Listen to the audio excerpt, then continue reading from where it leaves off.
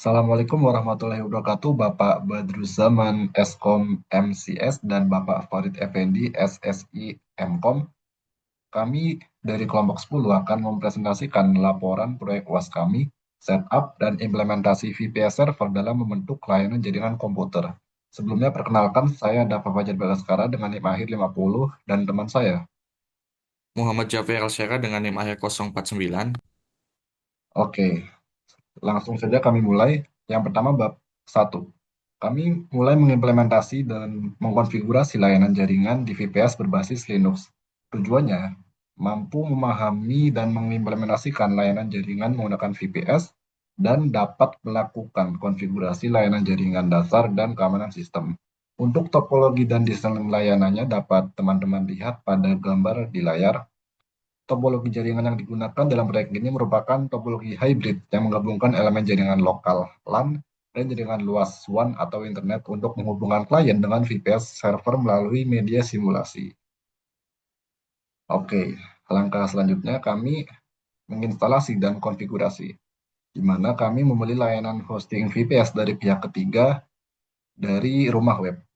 Kami membeli layanan VPS Rumah Web S yang disediakan Rumah Web Indonesia. Pemilihan layanan ini didasarkan pada kebutuhan akan kontrol penuh terhadap lingkungan server yang dapat dilakukan menggunakan VPS. Untuk spesifikasi VPS tipe S tadi yang kami beli dapat dilihat pada layar, di mana alamat IP publiknya 202.10.47.18 dan ketentuan lainnya dapat dilihat. Dengan spesifikasi tersebut, VPS ini memungkinkan pengguna atau kami untuk melakukan instalasi software secara bebas, mengatur firewall, menambahkan domain dan SSL, serta menghosting berbagai jenis aplikasi web termasuk HTML, statis, dan CMS. Selain itu, kami juga menggunakan Ubuntu 22.04 yang stabil dan populer di kalangan administrator server. Langkah selanjutnya mengakses VPS melalui SSH. Setelah kita mendapatkan IP dan password dari rumah web, kita dapat mengakses pada CMD dengan perintah ssh root at API, IP, sorry. Awalnya sistem akan mendeteksi tinjauan terlebih dahulu karena kami belum pernah masuk ke SSH itu.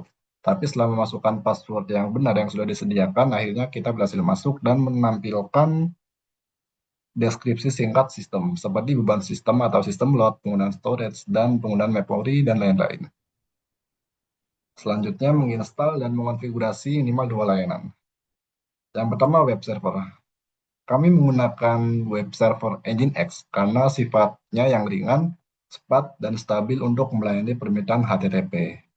Instalasi Nginx dilakukan dengan perintah sudo apt install Nginx. Perintah itu akan mengunduh dan menginstal paket-paket yang dibutuhkan termasuk dependensi tambahan seperti libphone.config, libjpeg, dan sebagainya.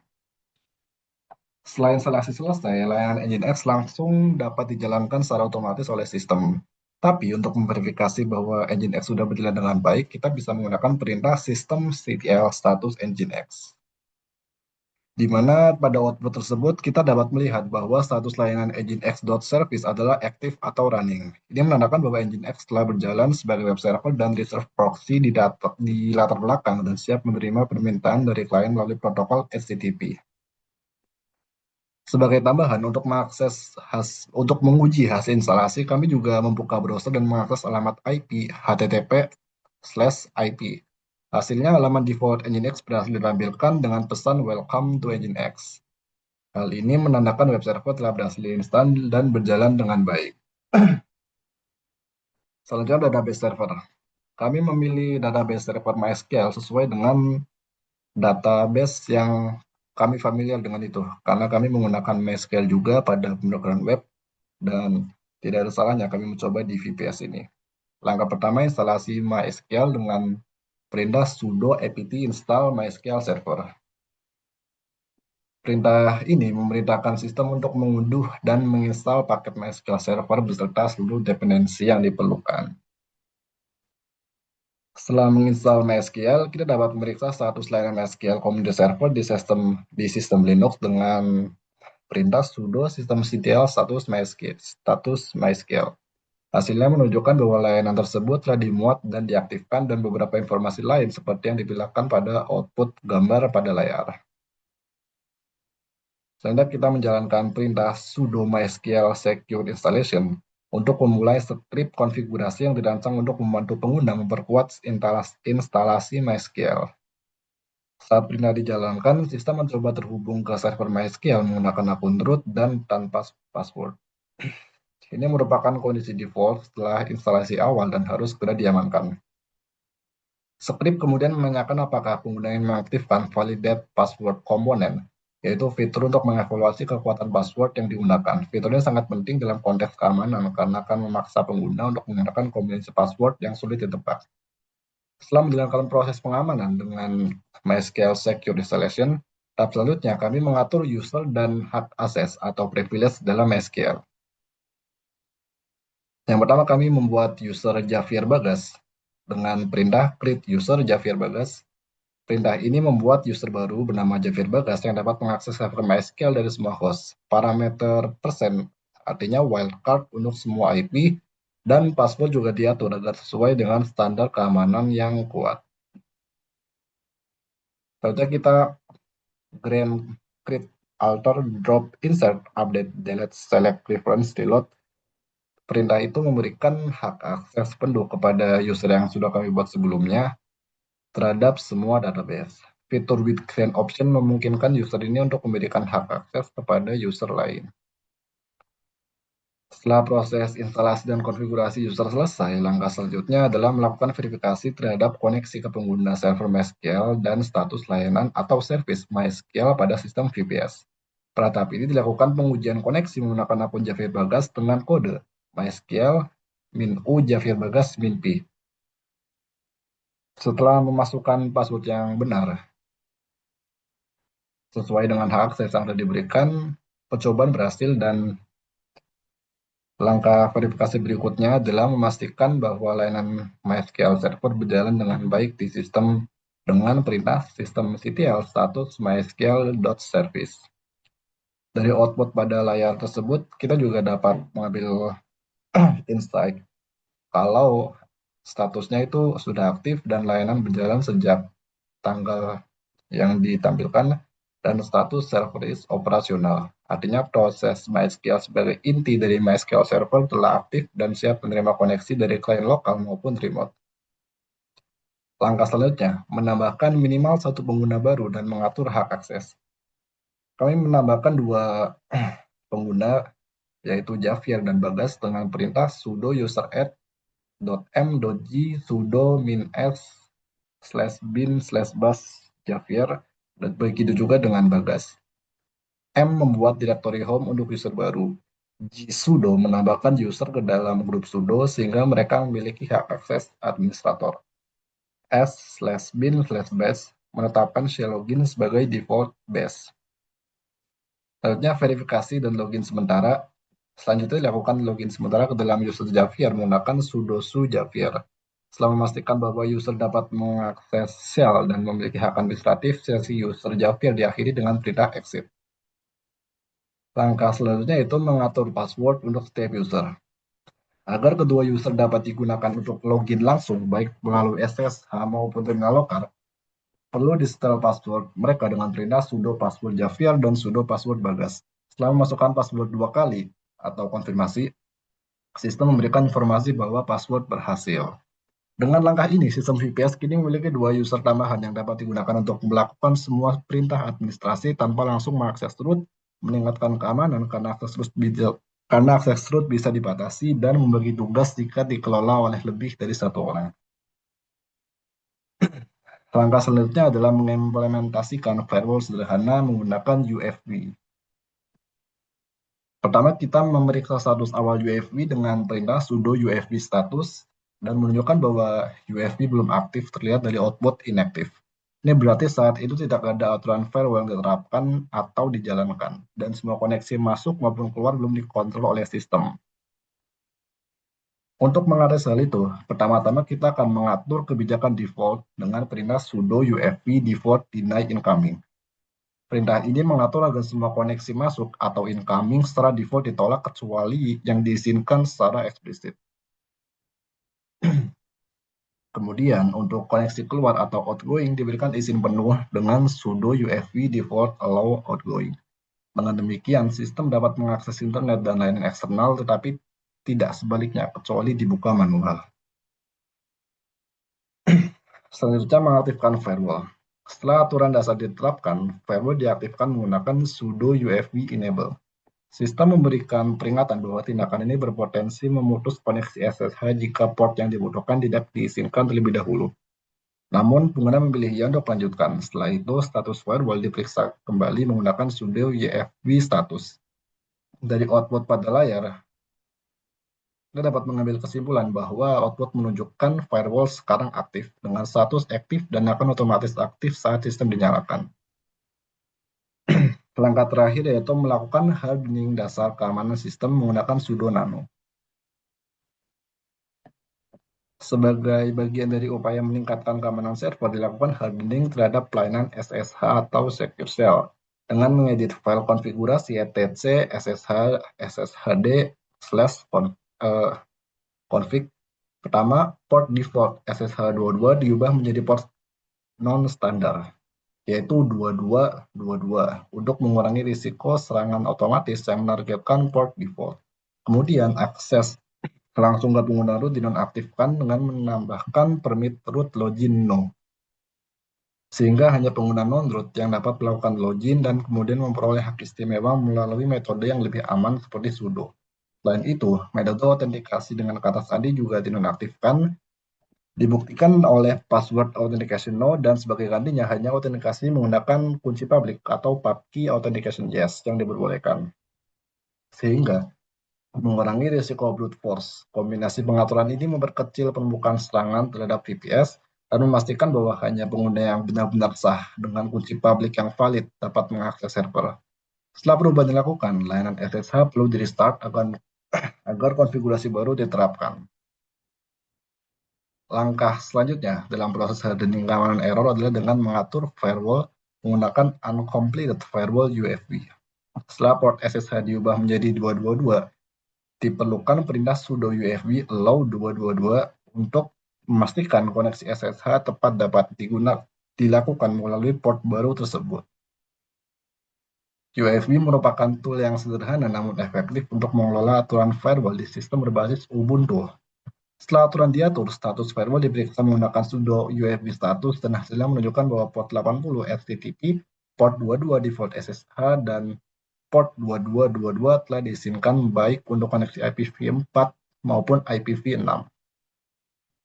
Hal ini memberikan fleksibilitas dalam proses migrasi ke port baru dan memastikan bahwa akses administratif ke server tetap bersedia tanpa mengganggu konektivitas yang sah. Selanjutnya, sudo UFW reload. Setelah seluruh aturan firewall ditambahkan, dilakukan proses reload terhadap konfigurasi.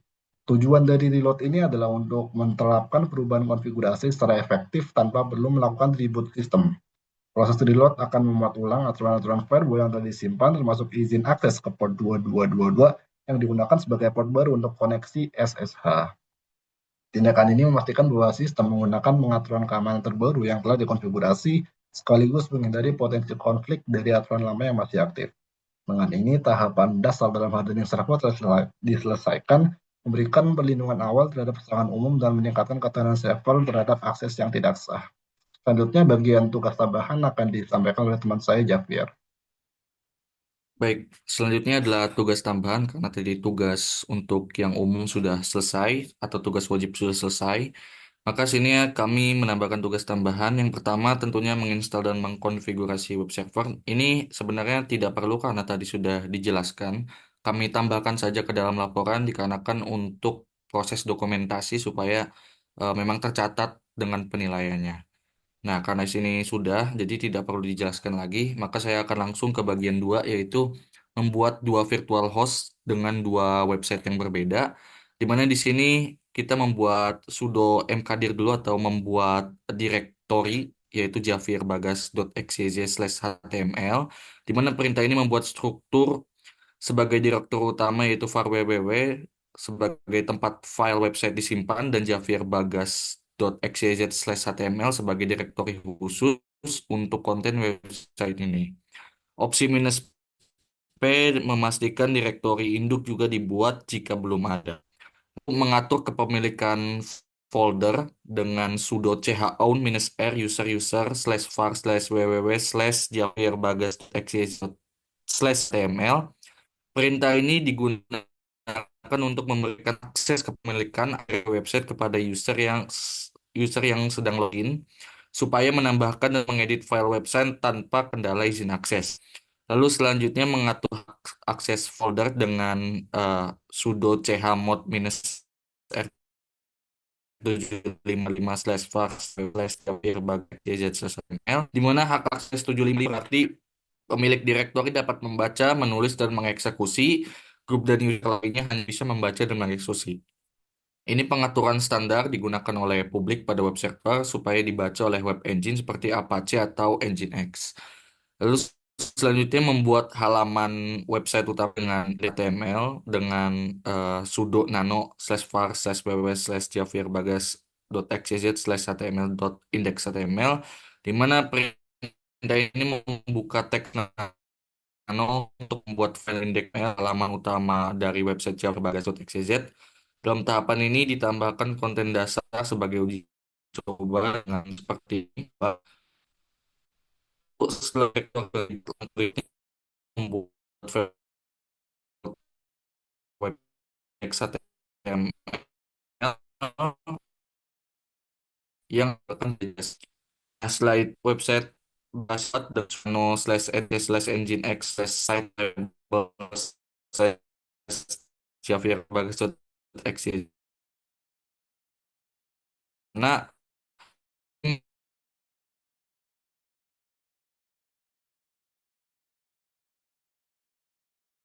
baik, selanjutnya adalah kita mengonfigurasi untuk bagian Nginx-nya di sini, yaitu dengan penjelasan root mengarah ke direktori tempat file HTML atau website disimpan, lalu servernya menentukan nama domain, location mengatur bagaimana permintaan root website ditangani, lalu listen 443 SSL menunjukkan bahwa server ini melayani koneksi HTTPS, SSL sertifikat dan SSL sertifikat key adalah jalur sertifikasi SSL, lalu return 301 adalah pengalihan permainan atau redirect.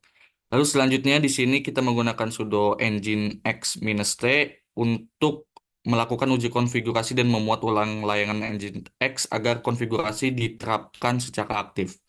Lalu output perintahnya sintaks konfigurasi tidak ada kesalahan dan Nginx berhasil memverifikasi konfigurasi tes successful.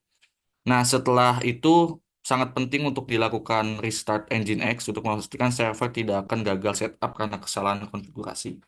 Nah, selanjutnya membuat hal yang sama juga tetapi untuk subdomain yaitu javierbagas2 javierbagas.xyz karena kita diminta untuk membuat dua virtual host dan langkah-langkahnya kurang lebih sama seperti tadi. Jadi kita langsung aja ke bagian tiga yaitu mengarahkan domain ke VPS menggunakan DNS. Jadi kita tadi menggunakan rumah domain di mana di sini kita sudah mendaftarkan dua DNS, di mana DNS satu adalah javierbagas.xyz dan di sini adalah subdomainnya yaitu javierbagas2.javierbagas.xyz, di mana di sini bertujuan supaya dapat diakses dan terhubung langsung ke server VPS yang telah dikonfigurasi sebelumnya. Nah, dilakukan pada tahap ini DNS record A itu IPv4. Jadi eh, melalui panel penyediaan ini DNS record yang berfungsi mengarahkan domain ke alamat IP VPS. Nah, jadi untuk yang seperti domain TTL tipe record A itu nanti akan dijelaskan lagi. Jadi untuk domainnya atau subdomainnya di sini eh, kita baca yang pertama dulu yaitu www. Lalu tipe recordnya atau di sini kita menggunakan IP apa? Di sini A karena kita menggunakan IPv4. Lalu TTL-nya atau waktunya itu 3600 dalam hitungan second. Lalu IP address-nya adalah 202.10.47.18. Begitupun juga pada bagian yang Javier Bagas 2. Nah, selanjutnya karena tadi masih not secure, tapi sudah bisa ditampilkan tapi belum secure, makanya kita di sini menambahkan SSL atau kita menggunakan HTTPS supaya website yang kita kunjungi itu secure gitu ya. Nah, untuk mengamankan koneksi pada web VPS dilakukan SSL melalui chartbot tahap ini digunakan perintah sudo apt install -y Python 3 Chatbot Engine X. Ini untuk menginstal dulu chatbot beserta plugin khusus di Engine X-nya. Jadi chatbot sendiri adalah sebuah tool otomatisasi yang digunakan untuk mendapatkan dan memperbarui sertifikat SSL dari Let's Encrypt. Plugin Chatbot Engine X memungkinkan integrasi langsung dengan web server Engine X untuk mempermudah konfigurasi sertifikat SSL secara otomatis.